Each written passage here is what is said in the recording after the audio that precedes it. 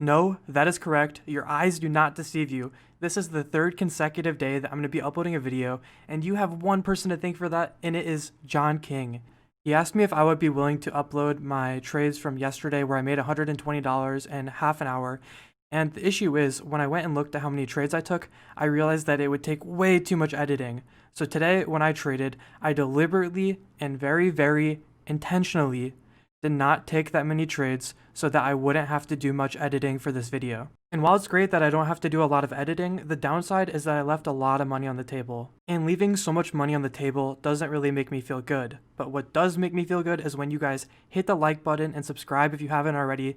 So please, in spirit of all the lost money, please smash the like button and subscribe if you haven't. And with that being said, we'll hop into my trades. Alright guys, so the first stock that we're going to take a look at is WWR, and I'm going to tell you what, I've been filming this over and over trying to get it right. So what I'm going to do is I'm going to watch it with you, and then after the trade is over, I'm going to explain why I took the trade. I think this will be way easier and way more effective. And as you can see out of market open though, it did end up breaking the pre-market high, and it was looking really, really strong. And what I was doing is I actually ended up buying a flush. And now there's a reason why I bought the flush, and I'm going to explain it right after I finish this trade. But you can see I bought it at, it looks like 11.92, and I sold at 11.19 with only 100 shares. So that was a 27-cent gain on 100 shares, which is actually pretty good because if I had traded more capital, then this would have been a very, very big trade. But I was trading very small size because out of market open, Thinkorswim is notorious for being extremely laggy. And as you guys know, laggy and playing with big money is probably not a very good recipe. And for my rationale as to why I took this trade, as I mentioned earlier, this broke the pre-market high. So there were going to be a lot of people that play breakouts, people that are, say, followers of Ross, which, don't get me wrong, I think Ross is a great trader. But there's going to be a lot of people playing breakouts, and they'll all be buying in. And I mentioned this in my video yesterday, but there's something called a long squeeze, which is actually the exact play that I did here. So above the pre-market high, there were a lot of people buying, and there's a lot of volume. Like, just look at the volume bar. There was over 1 million shares, like, immediately out of open. So all, like, these people that just bought there, the 1 million people that just bought there, are now watching the stock just fall on them, right? And that creates panic. And the panic is causing more people to sell, and it just creates a cycle and cycle and cycle of selling, which drives the price down. But the issue is, at least not the issue, I guess it's more of an opportunity rather, but the opportunity that I took was I knew that at some point there's going to be a bounce because it's going to be oversold on a very small time frame. And that's essentially what I specialize in, is buying these buying the panic and buying all the flushes. I make most of my money off of trades that are flushing, and that is my secret, and it's my, I guess you could call it my edge, is that I buy flushes, and I buy every single time there is massive amounts of panic. And you'll see it in most of my big trades today. They were all flushes. So this is called a long squeeze. So my second trade was another intense move on WWR, and while we watch the trade, I want you to take notice to two things. One, that there is support at 11.4 on the 5-minute chart, and then two, pay attention to the bid on the level 2. You can see that there will be an intense move from 11.5 to 11.4. So those two things I want you to pay attention to. That will help you be able to understand my trade idea when I explain it. So here's my explanation, and the trade idea was actually relatively simple. I knew that there was some support at 11.4, and then I was looking for an intense move into the support because it was already super extended down to the short side, right? It went all the way from the previous high of day down to 11.5. So it's already very extended. It's due for a pullback back to the moving averages, and there's some support. And that extreme move, like a 10-cent leap as fast as it did, was a little bit much. So that was pretty much what I was going off of. And, you know, it has a very high win rate. I do this all the time. I do these types of trades every single day. And I think overall, my win rate on most days is easily above 70%. And the only thing that didn't go according to plan in this trade is the fact that I got filled 7 cents above 1140. I thought I joined the bid at 1140, but they filled me at 1147. So that 7-cent gap made my what would have been $11 profit instead only a $4 profit, but I'm not going to complain about $4 because, hey, I mean, money's money, right? The next trade we're going to take a look at is on PPSI, and you can see on the right that it had just broke out, and I actually have my button hovering over join the bid, and I actually was going to buy it there for a micro pullback, and I missed it, and it was because I was actually in a call on Discord, and I wasn't completely focused. Throughout this whole trading session, actually, I wasn't really focused because I was bantering with friends on Discord, but this trade was pretty pathetic overall. I just went and took a small position on a micro pullback and made $1.51. So this is pretty much just a break-even trade, but I'm including it because I only took 9 trades for the day, and I might as well show you guys everything. And for our next trade, you can see on the right that I was trading PPSI, which was forming a bull flag at the $4 as the breakout level, and it just explodes up to 430. It was absolutely insane, and it pulls back down to 406. I buy the bid, and then I sell it at 416 for a $30 profit with 300 shares. Now, for explaining this trade, there are 2 ways that I'm going to explain it, so bear with me. There's what I'm actually thinking during the trade, and then what I know is happening behind it, but I'm not actually thinking about it while the trade is forming.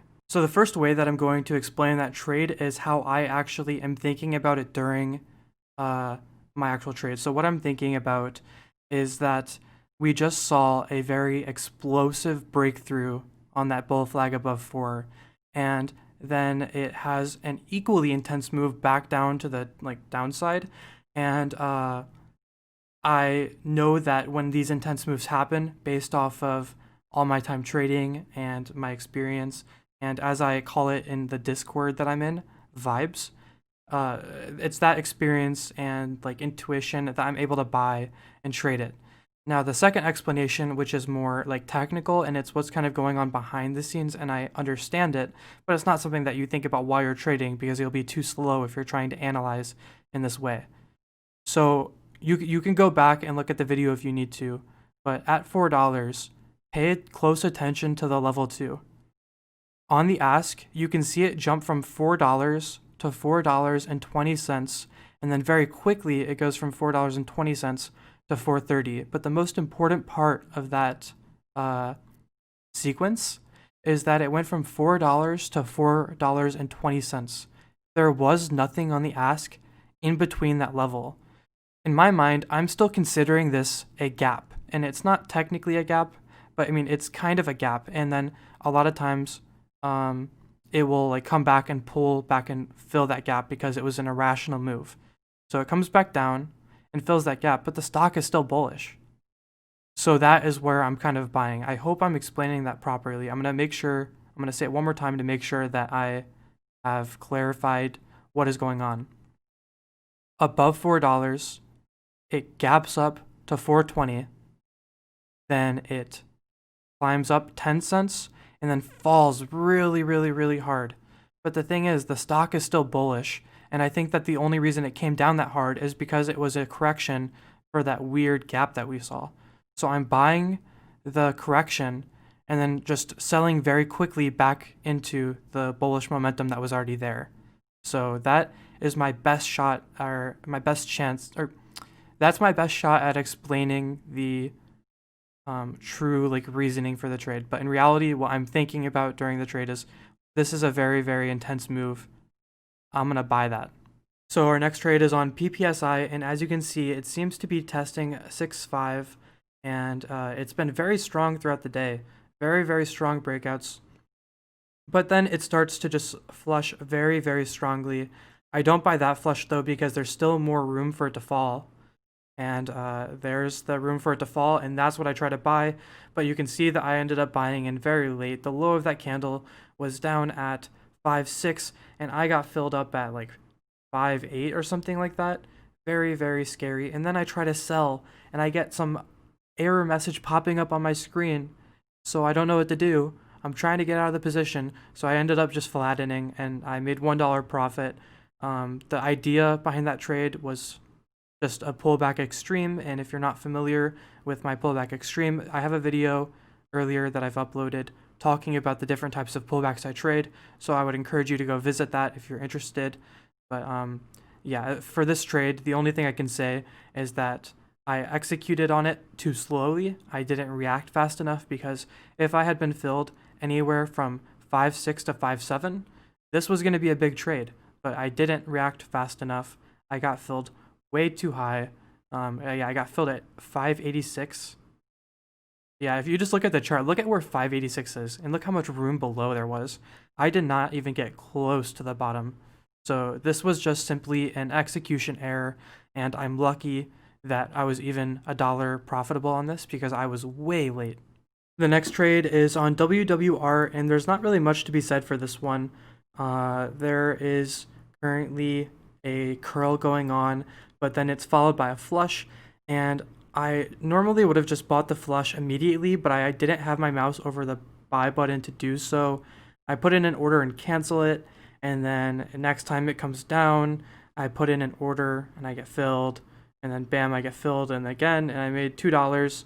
It was really bad. I think the reason why I did that is because I had an idea and I didn't like get to execute on it the first time, and then the third time I was just like, okay, let's just get in there and get out. I think that in general, after I missed the first time, I should have just been done with it. But I mentioned earlier that I was in Discord, so I think I was like probably only 70% focused on trading, and I was just like, okay, I have an idea. I know that it's going to do this. Might as well get in. But I mean, $2 is again a pretty worthless trade in my opinion. So on the very next candle of our last trade, it has a continuation of the flush, and I am looking to make some more profit on these flushes. So as it breaks below the previous flush, I get in at 11.24. It does come down and meet the support level I had drawn, and I joined the ask, and I ended up getting filled, and I made $20 profit on that trade, or 10 cents with 200 shares. It's just kind of the same idea as the last trade. And for my last trade, take a look at the left side of the screen on WWR, and you can see that it's been flushing very, very hard. It has come down from up at 12 all the way down now to $11. And what I'm expecting here is that it's going to flush down to the bottom support level I've drawn, and it's flushing really hard, but I see it starts to bounce a little bit on the level 2. So I join the bid. I end up getting a partial fill. I get filled 200 of, or excuse me, I get filled 140 of 200 shares. Then it bounces up. I sell. It's a very easy trade all in all. I think I made $11 on it. Just extremely simple execution. And that's the thing too. All of my trades are just so easy and they're so simple. So it's not really too much to be said with everything, just because it's a lot of like similar ideas, similar execution, and all of that. And there is one other thing I would like to point out, because I'm very afraid that people will go out and try to trade like I do without knowing this. And one thing that's very important is that I wouldn't be buying where I just did if it moved down there slowly, right? Let's say that over the next 10 candles, we descend down all the way down to that bottom level of support I have. It looks like it's around 1075. I hope you guys can see the support I'm mentioning. If it slowly descended there over 10 candles, I wouldn't buy off of that level. The only reason I buy off of these levels is because it's happening in an intense move. And when these intense moves happen, they have a slight like bounce. And if you combine like support or other sort of technicals with these extreme moves, it's so predictable and so easy to do. But don't trade slow stuff. You want extreme volatile stuff. If you have made it this far into the video, you guys are special, and let me tell you why. Because out of 10 people, only 1 or 2 people will actually be hearing this. So let me tell you guys a big secret. You guys are my favorite, but you guys can't tell anyone, or else all of the other 8 or so people will be mad. So this is between you and me. And also, if you've made it this far into the video, that means chances are you either learned something or you enjoyed the video. So you should hit the like button and subscribe if you haven't, because it helps out the channel a lot.